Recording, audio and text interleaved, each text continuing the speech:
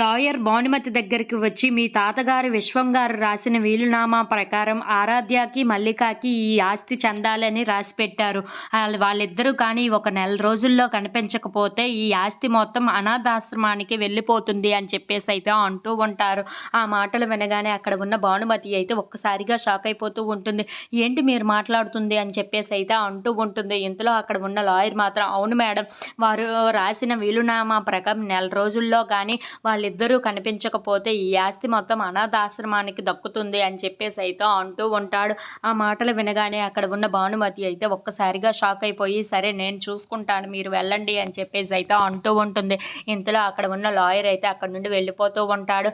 అది వినగానే అక్కడ ఉన్న భానుమతి అయితే ఒక్కసారిగా షాక్ అయిపోయి, ఈ గౌతమ్ గాడు రావటం వల్ల ఇదంతా తారుమారు అయిపోయింది. ఈ గౌతమ్ గాడిని, ఆ మల్లికాని ఎలాగైనా సరే పైకి లేపేయాలి, ఆ పనులే మొదలు పెట్టాలి ఇంకా అని చెప్పేసి అయితే ఆలోచిస్తూ ఉంటుంది. ఎలాగైనా సరే ఇన్నాళ్ళు ఇంతవరకు వెయిట్ చేశాను, ఇక నుండి నేను వెయిట్ చేయలేను, వాళ్ళిద్దరిని పైకే లేపేస్తాను అని చెప్పేసి అయితే అనుకుంటూ ఉంటుంది. వాళ్ళిద్దరికి మంచి ఛాన్స్లు అన్నీ ఇచ్చి నేను పోగొట్టుకున్నాను, ఈసారి మాత్రం ఎలాగైనా సరే తెగించి వాళ్ళిద్దరిని చంపేయాలి అని చెప్పేసి అయితే అనుకుంటూ ఉంటుంది.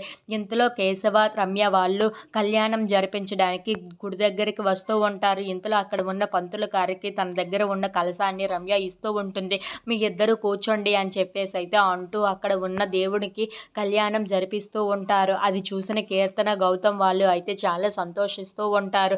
ఇంతలో అక్కడ ఉన్న కేశవ అయితే రమ్యని చూసి చాలా సంతోషంగా రమ్యతో ఆ కళ్యాణాన్ని జరిపించుకుంటూ ఉంటాడు. అది చూసిన గౌతమ్ కూడా చాలా సంతోషంగా కళ్యాణం దగ్గర నించొని అలా ఉంటూ ఉంటాడు. వాళ్ళిద్దరిని అలా చూసి శివుడు పార్వతుల్లాగా ఎంత చక్కగా ఉన్నారో అని చెప్పేసి అయితే కీర్తన అనుకుంటూ వాళ్ళిద్దరి వైపు అలా చూస్తూ ఉండిపోతుంది. If you like this video, please like, share and subscribe friends.